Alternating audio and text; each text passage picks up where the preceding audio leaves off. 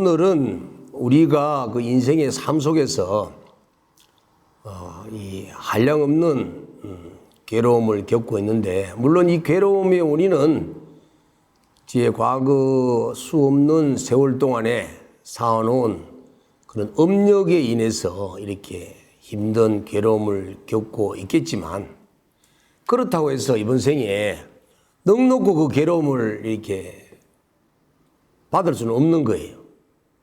그래서 어쨌든 이번 생에 잘 살아야 다음 생에도 잘 살 수 있는 것이지, 이번 생에 못 살면 다음 생에 절대 잘 살 수가 없습니다. 그래서 반드시 이번 생에 잘 살 수 있는 환경을, 삶을 만들어야만이 다음 생에도 나은 대로 윤회를 갈 수 있기 때문에, 그래서 이번 생에 잘 살기 위해서는 도대체 내가 과거 생에 무엇 때문에 업을 지었는지, 또 그렇게 이번 생에 힘들 만큼 업을 지은 것들을 이번 생에 어떻게 하면 소멸할 수가 있는지, 또 이번 생에 내가 어떻게 하면 이번 생과 다음 생에 좋아질 수 있는 좋은 업을 지을 수 있는 것인지, 이러한 부분들을 우리는 알아야 합니다. 그러기 위해서는 이제 부처님의 이 지견, 정견이라고 할 수 있는 부처님의 지혜의 가치관은 어떤 것인가? 부처님은 세상을 어떻게 바라보고 있고, 어떤 세계관을 가지고 있고, 어떤 인생관을 가지고 있는지, 이런 거를 우리들의 인생관, 세계관과 비교를 해봐야 됩니다. 그래서 오늘은 부처님의 정견과 중생의 사견이라고 하는 주제를 가지고 여러분들이 다급생에 지은 이 업장과 이번 생에 지어놓은 이 업들을 녹일 수 있는 그런 지혜를 배우고자 이 주제를 가지고 법을 설하려고 합니다. 그래서 먼저 이 가치관, 정견, 부처님의 이 지견을 알기 위해서는 부처님의 지견이 가장 잘 드러나고 있는 부처님의 가르침 중에서 경전의 왕이라고 할 수 있는, 모든 경전을 다 포섭하고 있는 그 실상묘법연화경이라고 하는 묘법연화경의 경전을 토대로 부처님의 이 견해가 어떤지, 지견이 어떤지 한번 공부를 해 나가려고 합니다. 자, 우리가 지금 이렇게 과거 생에 지었던 업이 뭐 때문에 지어졌느냐 하면은, 무명 때문에 그래요, 무명. 근데 무명이라고 하니까 밝음이 없다라고 하니까 자꾸 캄캄한 것만 생각하는데, 캄캄한 게 아니고 마음속에 자기 자신도 모르게 자꾸 분별심이 일어나는 거예요. 그걸 무명이라고 합니다. 그거를. 무명은 이렇게 왜 일어나게 되느냐 하면, 왜 이런 분별심이 일어나게 되느냐 하면은, 자기의 참모습을 알지 못하기 때문에 분별심이 일어나는 거예요. 이걸 이제 불각이라고 그래요. 깨닫지 못했다. 지금 내가 일체 삼라만상 만유의 모든 모습의 근원이라고 생각하고 일체가 다 나라고 하는 그런 깨침이 있으면, 깨달음이 있으면 절대 마음이 일어나지 않습니다. 일어날 게 없죠. 온 천지가 다 난데. 그런데 절대 지금 이 우주 삼라만상 만유가 나라는 생각이 안 들어요. 그러다 보니까 자꾸 생각이 분별이 일어나서, 여기 있는 나는 그럼 누구? 그러면 저기 있는 저 사람은 누군가? 이렇게 분별심이 일어나 버리는 거예요. 그래서 그 무명이 그런 업력으로 인해서 이렇게 분별이 일어나니까 이제 이 마음이 자꾸 나눠져 가지고 대립이 되어서 84,000가지의 분별심을 내는 겁니다. 그래서 이런 분별심으로 인해서 결국은 잘못되게 올바르게 알지 못한 사견으로서 업을 짓고, 그래서 그것이 업이 쌓여서 또다시 그게 무명의 바람을 일으키는 원인이 되어버리는 거예요. 이게 계속 다람쥐가 쳇바퀴 돌듯이 돌았는데 얼마나 돌았냐면은 끝이 없어요. 정말 끝이 없을 정도로 이렇게 윤회를 해왔습니다.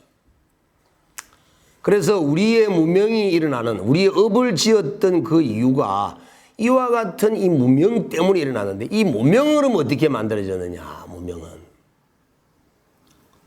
이게 이제 정말 그 재밌는 얘기로 닭이 먼저냐, 계란이 먼저냐, 이렇게 비교를 할 수 있는데, 물론 사물적인 입장에서는 계란이 먼저냐, 닭이 먼저냐, 우열을 가릴 수 있겠지만, 불교에서는 반드시 원인이 있습니다, 원인. 그래서 여러분들은 오늘 이제 이 본문을 잘 들으면 이 원인을 이제 제대로 이해를 해서 이걸 해결할 수 있는 방법을 찾을 수가 있을 거예요. 자, 지금 이 순간이라도 우리는 이 과거생에 지어놓은 업을 끊을 수가 있는데 못 끊는 이유는 상속하는 힘 때문에 그래요. 앞에 생각이 지금 생각으로 이어지고 있고 지금 현재 찰나의 한 생각이 다음 생각으로 또 이어지기 때문에 그래요. 그게 마음이 가지고 있는 하나의 능력인데 이게 기억력이라고 하는 겁니다. 기억력만 뛰어난 것이 아니라 그 생각을 이렇게 상속시키는 힘도 대단한 거예요. 그래서 이걸 염념이 생각으로 이렇게 계속 이어져 가다 보니까 이게 끝없이 이어져 가는 거예요. 이게 얼마나 이어졌느냐 하면 시종무시래로. 그러니까 헤아릴 수 없는 과거 이전이에요. 그렇게 오랫동안에 이어져 온 그 생각들의 이 습기가 모여져 있다 보니까 이 덩어리가 하나의 이 자아라고 하는 또는 다른 말로 영혼이라고 하는 이러한 그 주체자적 역할을 하게 되어버리는 거예요. 지금 우리가 뭐 이번 생에 태어나서 한 생에 100년 동안 살면서 습기 훈습시키고 마음속에 저장시켰던 그런 정보들로 인해 가지고 내 영혼, 내 자아의식을 일으킬 만한 그런 힘이 없어요, 그거 가지고는. 그래서 우리 마음속에는 이 삼라만상 만유의 생명체, 그러니까 저기 기어다니는 곤충부터, 날아다니는 곤충을 비롯해서 그런 그 미물 곤충들부터 시작해서 수많은 동물들의 모습과 지금 나의 사람인 모습까지 우리는 다 윤회를 해왔어요. 그런데 여러분들은 우리는 사람이라고 하는 존재는 성근의 공덕과 지혜가 있기 때문에 그래서 그 수없는 미물과 동물의 생명체의 윤회 세계를 벗어나서 이렇게 인간의 모습으로 최상근기인 인간으로 이렇게 윤회해온 거예요. 그런데 여기서 인간으로서 또다시 이렇게 잘못된 업을 지어버리면 또다시 이제 흘러가는 겁니다. 미물로. 그냥 떨어져 나가버려요. 그래서 이 내 마음을 이어가게 하되 이거를 내 자신도 모르게 지금 도대체 어떻게 이어가고 있고 내가 지금 살면서 경험되어지고 있는 삶의 이 정보들이 어떻게 내 마음에 저장되는지를 정확히 알아야 된다는 거예요. 자, 그러면 지금 여러분들이 보고 듣고 냄새 맡고 맛보고 감촉하는 오감 작용은 자동으로 들어갑니다. 여기 카메라를 돌리고 있으면 카메라가 켜져 있는 상태에서 작동이 되고 있는 상태이기 때문에 카메라를 찍는 감독이 없어도 자동 녹화가 됩니다. 여러분들의 의도하고는 아무 관계가 없어요. 그 다음에 이렇게 오건이 지각을 한 아르마리들이 제6의식이 이제 종합적으로 인식 판단하는데 그 인식 판단되는 것 또한 저장 녹화가 됩니다. 그리고 가만히 앉아서 의식으로 이것저것 망상 피우고 번뇌 일으키고 회상하고 추억 떠올리고 이렇게 마음으로 조작하는 것까지 저장이 되어버립니다. 그러니까 우리는 지금 오감, 육감으로 의식하고 있는 모든 의식들은 내 마음 무의식 속에 무조건 저장이 된다는 거예요. 그리고 지금 내가 일으키고 있는 이런 그 판단 기준에 내 잣대가 되고 있는 것은 지금 내 의식에 의한 생각들로만 잣대로 삼는 것이 아니고 내 자신도 모르게 무의식 속에 저장되어 있는 그 기억 정보들이 내 지금 판단하는 잣대가 되고 있어요. 그러다가 의식이 어떨 때는 문득 놀랄 때가 있죠. 이거 내가 알았던 건가? 나 이거 몰랐는 것 같은데? 근데 한 번도 경험해보지 않은 것 같은데 어떻게 내가 이걸 알지? 그만큼 우리의 마음 무의식 속에는 수많은 종자들이 계속 지금 이 순간에도 쌓이고 있는데 그 쌓인 것들 중에서 굵직굵직하고 강한 것들은 계속 이제 내 현재 마음에 영향을 계속 입히고 있기 때문에 그래서 지금 이 순간에 내가 보고 듣고 느끼는 이 오감, 육감에 대한 지각들은 무조건 마음속에 무의식 속에 찢겨 들어간다는 사실을 꼭 아신다면은 지금 함부로 찍어 넣어서는 안 되는 거예요. 그래서 골라서 봐야 되고 골라서 들어야 되고 골라서 냄새 맡아야 돼요. 아무거나 보고 드러나 놓고는 나중에 감당이 안 됩니다. 여러분 무심결에 지나갔는데 해운대 지금 요즘 그 여름철 그 해수욕장 개장을 해가지고 아주 비키니 모습으로 막 다니는 젊은 사람들이 있으면 그걸 모르고 무심결에 지나갔는데 집에 가서 가만히 누워있는데 보면 문득 그 모습이 떠올라요. 나도 모르게 찍어놨는 모양이라 그게.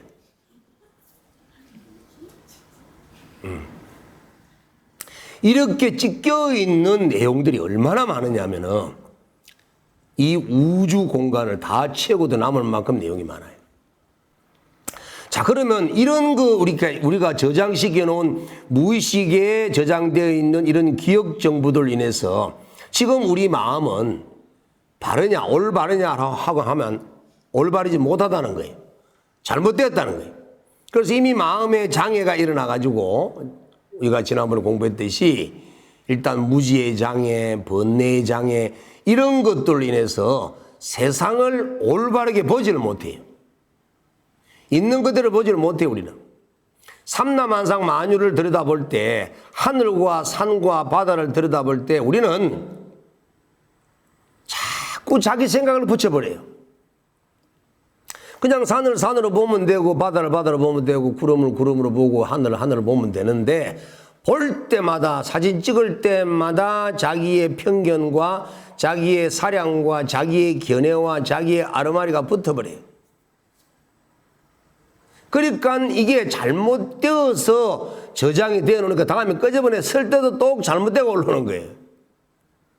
산은 산이어야 되고 바다는 바다여야 되는데 왜 산이 좋다 나쁘다 크다 적다 산이 아름답네 추하네 이런 자기의 사량을 생각들을 왜 붙이냐는 거예요.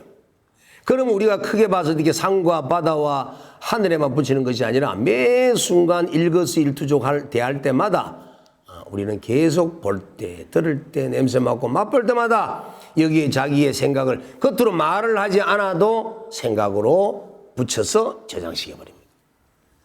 자, 이렇게 계속 사량 분별을 하는 그런 마음들로 인해서 자꾸 번뇌가 일어나고 그런 번뇌들로 인해서 장애가 일어나서 무지하게 돼요. 세상을 올바르게 알지 못하는 그런 어리석음 때문에 우리는 잘못된 사견을 갖게 되는 거예요. 그 사견의 대표적인 게 뭐냐 하면 내가 있다는 생각을 하는 거예요. 아상, 아집을 한다. 아집. 자꾸 내가 있는 것 같아요. 내가.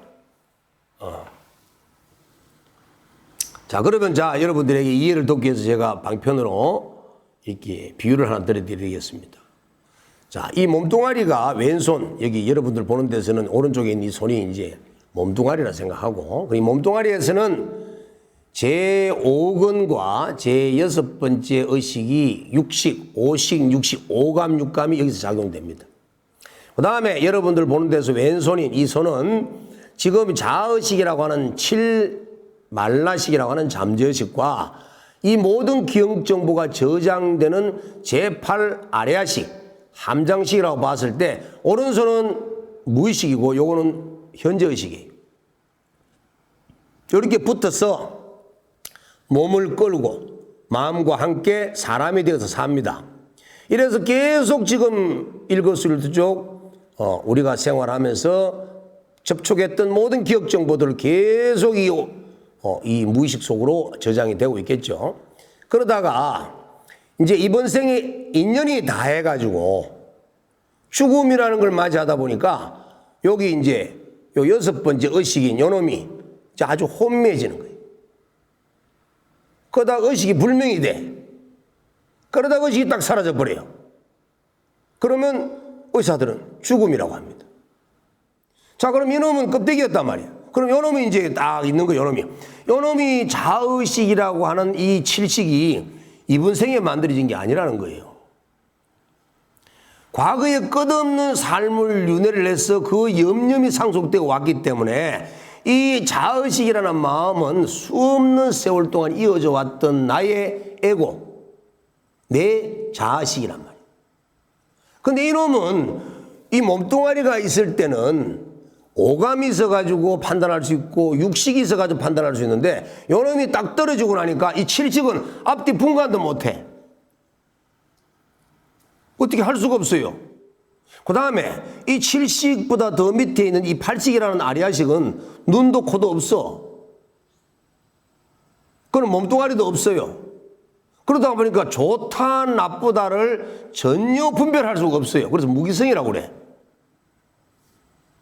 단지 자의식이라고 하는 이 칠식은 이 팔식을 의지해서 내라는 생각만 가지고 번뇌만 일으킬 뿐이지 이놈은 어찌 한 치 앞도 눈이 있어야 보지, 귀가 있어야 듣지, 코가 있어야 냄새를 맡는데 이 5근, 6근인 몸뚱아리가 딱 떨어지고 나니까 할 수가 없는 거예요.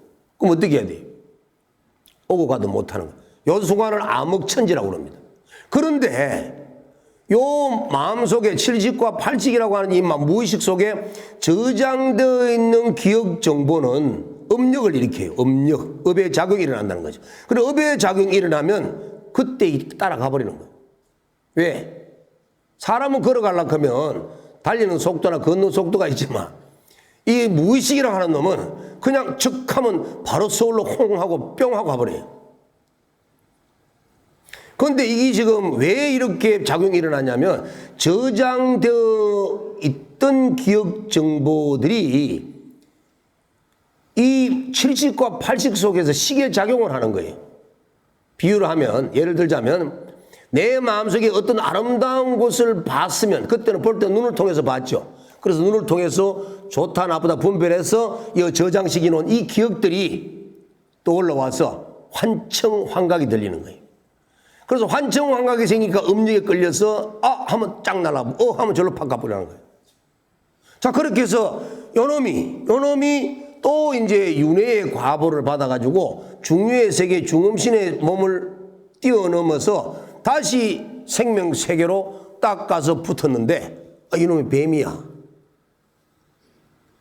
그러니까 그 다음에 이 뱀의 몸을 가졌으니까 뱀의 오감과 뱀의 육근을 가진 상태다 보니까 이 칠식과 팔식 속에 저장되어 있는 기억 정보들은 너무나 찬란한 정보들이 많이 들어있지만 이 선은 오근과 육근이라고 하는 놈이 육식이라는 놈이 뱀이다 보니까 뱀의 근기대로밖에 나올 수가 없는 거예요. 자, 후라시 배터리가 아무리 좋다 하더라도 후라시에 나오는 불빛의 렌즈 담아나 이 후라시 유리관이 좁으면 좁은 불빛이 나오고 넓으면 넓은 불빛이 나오고 똑같은 짓이라는 거예요. 그래서 뱀하고 붙어버리니까 뱀이 뱀생으로 살다가 또 업이 있으면 그 뱀의 업이 제일 오래된 업이 기억되기 쉽나요? 가까운 업이 기억되기 쉽겠나? 가까운 업이 기억이 잘 될 거 아니에요. 그러니까 그 업력이 빨리 나타나는 거예요, 그게. 그래서 사람으로 살다 죽으면 사람의 업이 제일 빨리 기억이 나는 거예요. 제일 기억이 많이 남아, 잔재가 많이 남아 있으니까. 그러니까 사람으로 될 확률은 높다는 거죠. 그런데 어쨌든 그렇게 해서 개의 몸을 받을 수도 있고, 진해의 몸을 받을 수도 있고, 뱀의 몸을 받을 수 있는데, 아니, 생명체를 맞닥뜨려서 몸을 받을 때마다 달라지는데, 도대체 내를 사람이라 해야 되나, 뱀이라 해야 되나, 개라 해야 되나, 진해라 해야 되나, 뭐라고 불러야 되죠, 내를? 과거에 끝없는 과거 시간을 거슬러 올라가서 지금까지 한량없는 이 무량한 세월 동안 윤회를 오면서 수없는 몸의 육신 껍데기를 받았는데 도대체 내가 뭐냐 이거예요. 이름 할 수가 없어요. 지금 이렇게 붙어 있으니까 내가 사람이라고 그래요. 근데 얼마 안 가면 한 100년만 지나면 다 떨어져 나가게 돼 있어. 이거 뭐라 할기라?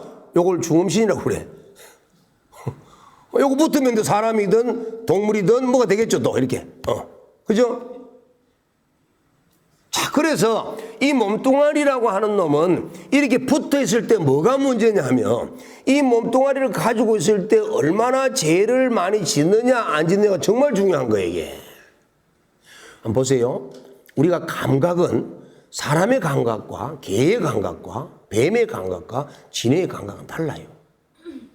다 동물의 모습, 생명체의 모습대로 감각을 집착하는 거예요. 그래서 그 집착대로 업이 쌓인다는 거죠. 그런데 원래 이놈은 생명체가 아니잖아요. 그죠? 몸뚱아리를 안 가지면 생명체가 아니지. 그래서 이 덩어리가 몸뚱아리를 가졌을 때 몸뚱아리가 가지고 있는 감각기관과, 그죠? 오근을 얘기하는 오근. 몸뚱아리가 가지고 있는 오근과 이 몸뚱아리가 가지고 있는 이 뇌에 의한 의식 분별, 이런 부분들이 이 지금 무의식을 상당히 더럽히고 오염시키고 아주 나쁜 것으로 만들 수 있는 위험성이 너무나 많다는 거예요.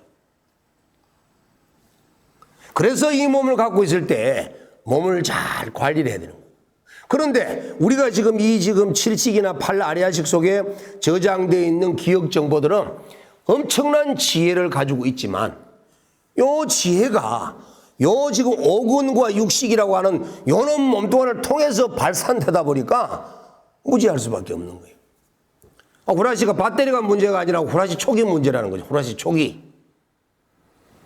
그래서 사람 속에 들어가 있는 우리의 이 영이라고 할 수 있는, 우리의 지혜라고 할 수 있는, 우리의 본성이라고 할 수 있는 이 마음은 아주 신령스럽고 소소영영한데 어떤 몸속에 들어가 있느냐에 따라 가지고 다 다르게 표현하고 있죠. 그래서 미꾸라지가 대나무 통 속에 들어가면 대나무 통 구멍을 통해서 세상을 바라보니까 대나무 통 구멍처럼 생겼대요, 세상을. 그런데 그 미꾸라지가 밖을 나오는 순간 세상은 넓구나 하고 달라지겠죠. 정말 우리는 이걸 모르고 살았다는 거예요, 이게. 자, 그래서 우리는 이와 같은 지금 내 몸, 내 생명체, 이 지금 고기 덩어리를 의지를 해서 지금 살고 있는 이 입장에서 지금 여기서 일으키고 있는 이 생각이 과연 정견인지 사견인지, 정말 지혜인지 어리석음인지, 이걸 이제 부처님 경전을 통해서 한번 비교 분석을 해봐야 아하, 내가 잘못됐구나 하는 걸 알 수가 있다는 겁니다.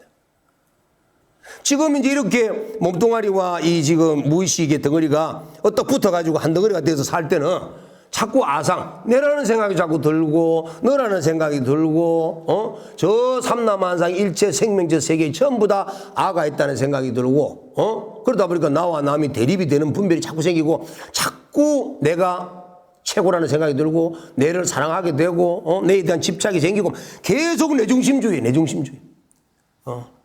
그래서 지난 시간에도 이 대각정사의 법당에, 에서 칸을 지어 놓으니까, 이쪽 저쪽에 공간이 있는 것처럼 보이지만 벽을 무너버리고 나면 한 덩어리라는 거, 한 곳이라는 거예요. 우리가 괜히 쓸데없이 이 지금 달팽이 껍질 같은 이 몸뚱아리 속에 들어와가지고 이 짓을 하고 있으니까 우리 사람이라고 하고 다음에 다른 껍데기 속으로 들어가면 또 뭐라 할 거예요, 그게. 그래서 부처님의 말씀에 뭐라고 나와 있느냐 이제 봐야 됩니다. 그리고 부처님께서 이 땅에 오신 이유가 법화경에서 뭐라고 말씀하시냐면은 청정을 얻었어. 청정. 깨끗함을 얻어서 부처님의 지견을 열었어. 부처님의 지견을 보이고 부처님의 지견을 깨치게 했어. 부처님의 지견대로 세상을 살아가도록 중생을 이끌어주기 위해서 이 세상에 왔다 했어요. 그럼 우리는 부처님의 지견을 열지도 못했고 보지도 못했고 깨지도 못했고 다른 지견으로 살고 있는 거예요. 그게 이제 뭔 얘기냐면 사람의 세계를 보았고 사람의 세계의 문을 열었고 사람의 잣대대로 사람 생활하고 산다는 거예요. 근데 그 사람을 우리가 너무 이렇게 거룩하게 높여서 그렇지만 이걸 냉정하게 한번 분석해 보면 그냥 사회적 동물이에요. 그러면 나라고 하는 존재는 사회적 동물로서의 모습을 보았고 깨쳤고 그대로 사는 거예요, 지금 그게. 근데 조금 전에 스님이 말씀드린 것처럼 그 의미를 되새겨 본다면 그럼 나는 사람이라고 할 수 없네. 그래서 건강에서 뭐라고 그랬어요? 아상, 인상, 중생상, 수자상 네 가지 상을 버려라. 내가 사람이라는 생각, 내가 있다는 생각, 너가 있다는 생각, 일체 법계에 아가 있다는 생각, 그 인상을 버려라. 그리고 내가 지금 중생이라는 생각, 생명체라는 생각을 버려라. 그리고 내가 목숨줄이 있다, 내가 명이 있다는 생각을 버리라는 거예요. 목숨 애착하지 말라는 거예요. 이 껍데기는 목숨이 있을지 모르겠지만 원래 지금 움직이고 있는 주인공은 목숨이 없어요. 생명체도 아니고. 그러니까 나다 너다도 분별할 것도 없고 목숨이 있는 것도 아니고 중생이 아니라는 거예요. 중생이 아니기 때문에 나는 사람이 아니라는 거예요. 자, 그러면 이 입장에서 세상을 바라보는 지견을 가져야 되는데 우리는 이 몸뚱아리 입장에서 세상을 바라보는 지견을 갖다 보니까 중생심이 돼버리는 거예요. 중생이 지경이 돼버리는 거예요. 그러다 보니까 이게 장애가 있어서 문제가 있어서 뭔가 고장이 나가 있으니까 세상을 바라보는 안목이 자꾸 틀릴 수밖에 없는 거예요. 그렇게 볼 수밖에 없는 거야. 그래서 세상이 자꾸 저거는 산이고 저거는 바다고 저거는 하늘이고 저거는 저 사람이고 이 사람이고 좋은 기고 이거 나쁜 기고 여러분 금덩이하고 똥덩이를 갖다 놓고 나면은 똥이 좋아요? 금이 좋아요? 그래, 금이 좋게 비인다니까 이 몸을 갖고 있기 때문에 여러분들이 금에 대해서는 전혀 필요치 않는 다른 생명체 세계의 몸을 갖고 있다면 특히 개나 뱀이나 지네나 이런 다른 생명체의 몸을 갖고 있다면 금덩이하고 똥덩이하고 놓으면 어떤 걸 더 좋아할까요? 똥덩이를 좋아하게 되어 있습니다. 참 안타깝죠, 그죠? 그러니까 결국은 내 마음이 금덩이에 소중하고 똥이 더러운 것이 아니라 이 몸뚱아리가 일으키는 식별이기 때문에 잘못됐다는 이 사견이라는 겁니다. 그래서 부처님의 지견, 부처님의 눈, 부처님의 정견, 이 부처님의 정견으로 세상을 바라보니까 어떤 세상이냐는 거예요. 어떤 세상. 이 모든 세계는 동근여화다. 한 몸이라는 거예요. 너나가 따로 있는 게 아니고 한 몸이라는 거예요. 한 몸. 한 몸뚱아리에서 싹이 커서 꽃을 피운 거예요. 꽃잎사귀는 각각인 것처럼 보이지만 그 꽃은 한 송이라는 거예요. 여러분들 지금 여기에 이제 해바라기를 갖다가 한 송이를 이제 갖다 놨다라고 한다면 해바라기에 붙어 있는 씨나 잎사귀는 여러 수백 개가 달렸겠지만, 그 꽃은 한 송이에요? 어디 뭐 몇 개예요? 수백 개예요? 꽃을 보면은 왜 한 송이 줄 아는데 왜 우리는 한 몸인 줄 모르나요? 그게 몸뚱아리가 다 따로 떨어져 있기 때문에 그런 거예요, 이게. 다 따로 보이는 거예요, 이게. 그래서 속아 사는 거예요, 이게. 그래서 부처님이 지혜로 보니까 이 세상은 동근여화다. 같은 뿌리의 한 꽃이더라. 그 다음에 세계 일하더라. 이 우주 백건은, 이 우주 삼라만상 만유 세계는 물질계와 정신계를 통틀어서 전부 일법계더라. 하나의 법계더라. 이 하나의 법계라는 말은, 일법계라는 말은 일심을 얘기하는 거예요. 일심을 우리는 법체라고 합니다. 이 법체를 우리는 비로자나라고 하는 거예요. 이 법체인 이 비로자나, 일심, 이렇게 불렸던 이 모든 것들은 누구 마음이냐면 우리 마음이에요. 우리 한 마음이에요. 요렇게 움직이는 요놈이라는 거예요, 요놈이. 이 머리에, 여러분들 머리털이 많잖아. 그 한올이 한 생의 삶을 살 때의 생명체의 두상이라고 한번 생각해 보세요. 그게 다 붙어 있어. 점처럼. 이렇게 헤아릴 수 없이 많은 생명체의 두상이 붙어 있는데, 근데 그 두상들이 전부 한 몸에서 나온 머리라는 거예요. 그러면 머리 하나가 자꾸 각각의 다른 모습을 지는 건 도대체 어떤 머리 두상이네요? 몸이 내가, 머리가 내가, 몸이 내라는 거예요. 이와 같이 이 삼라만상 우주 법계는 전부 일심동체라는 겁니다. 한마음이에요, 한마음. 그런데 한마음인지 몰라요, 우리는. 그래서 부처님께서의 보신 이 세상 지견은 모두 다가 같이 이와 같은 신령스럽고 아주 거룩하고 삼라만상을 창조하는 창조주의 일심인 그 한마음을 갖고 똑같은 존재인데도 불구하고 그 저장되어 있는 기억 정보들에 의해서 이게 한 생각을 일으켜서 내가 그런 생각을 가지고 육도윤을 하고 산다 이 말이에요. 마치 망망대해의 거대한 바다에 바람에 의해서 일어난 물방울이 수없이 물거품이 날릴 때 그 물방울 한 방울 한 방울마다 전부 내려갖고 집착하고 있는데 그 물방울이 자기가 바다인 줄 안다면 그 물방울을 자기가 집착하지 않아요.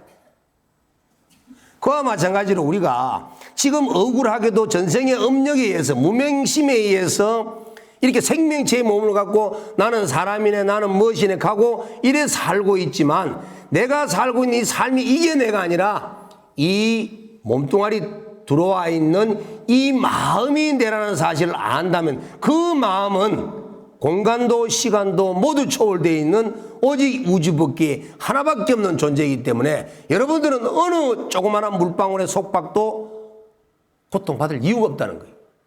그러니까 과거에 내가 어떤 기억을 갖고 있다 하더라도 그 기억은 다 고통을 주는 기억이라는 거예요. 왜? 내가 잘못된 몸뚱아리를 가져서 만들어 놓은 기억들이기 때문에 전부 다 버려야 될 것들이라는 거죠. 그러면 그 생각들을, 그 기억들을 뭐 하려고 자꾸 염염이 상속하느냐? 끊어버리라는 거죠. 일시불로 뭉쳐버리라는 거죠.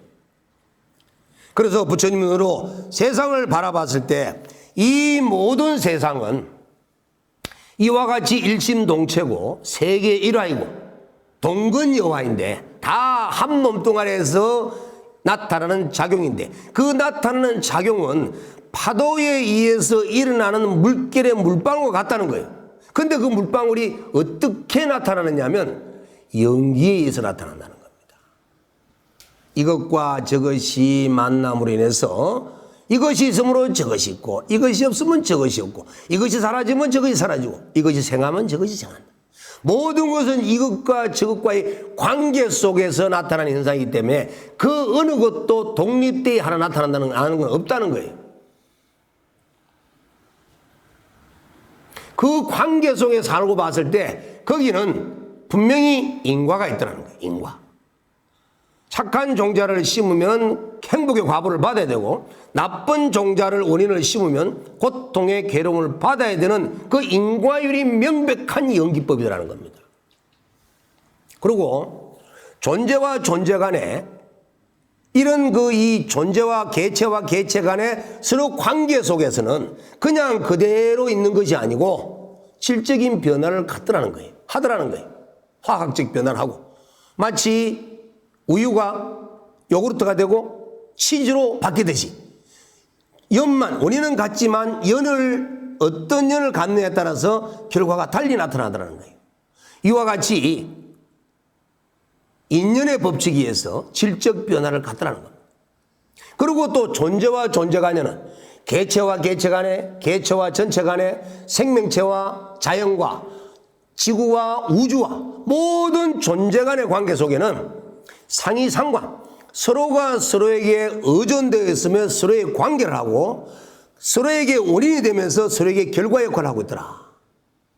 이 세상의 일체 만유는 이와 같은 인과율과 인연의 법칙과 상이상관의 법칙성을 벗어난 연기법은 한 개도 없다는 거예요. 그러면 지금 내 몸을 이루고 있는 60쪽의 세포들도, 세포를 이루고 있는 작은 입자들도, 또 내 몸과 이렇게 들어와 있는 7식과 8식의 무의식의 마음들과의 관계 속에도, 또 지금 내 마음과 여러분들의 분별되는 마음과 관계 속에서도 이와 같이 인과율과 인연의 법칙과 상이상관의 법칙성이 그대로 작용되는 연기법이 계속 이어지고 있기 때문에 이 우주 법계는 이와 같은 모습과 이와 같은 성분과 이와 같은 바탕과 이와 같은 작용과 이와 같은 지음과 이와 같은 원인과 이와 같은 조건과 이와 같은 결과와 이와 같은 과보를 받는데 이 세상 모든 것은 시작과 끝이 동일하더라는 거예요. 모두 공이더라는 공. 이게 법학에 나와 있는 12의시라고 하는 아주 위대한 진리입니다.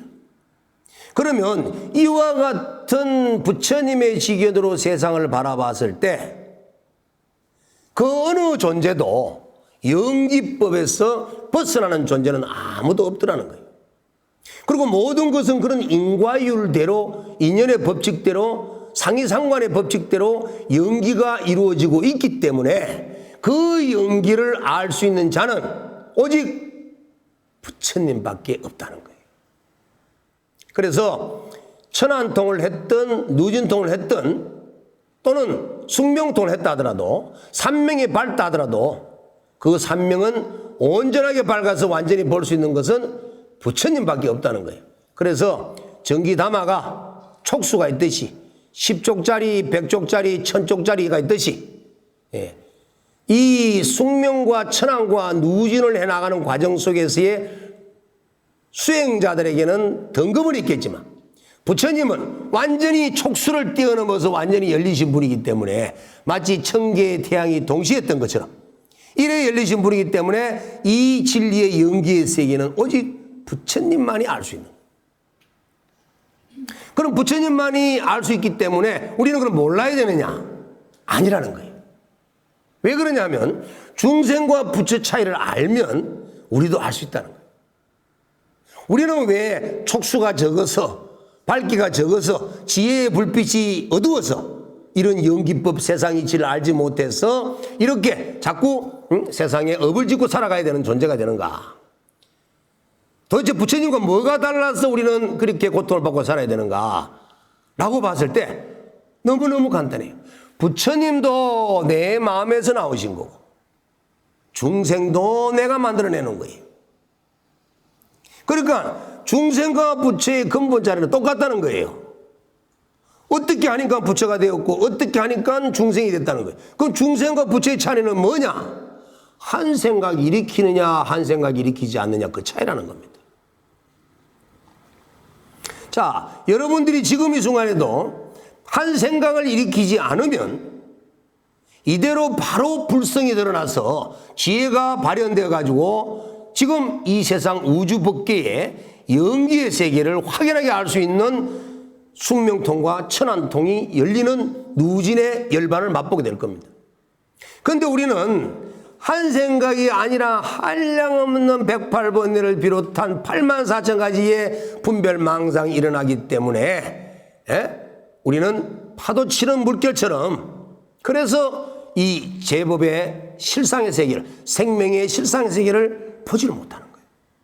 그러면 왜 이렇게 우리는 분별망상을 이렇게 84,000가지 할 수밖에 없는 존재가 되어 있느냐 하면 딱 크게 봐 두 가지입니다.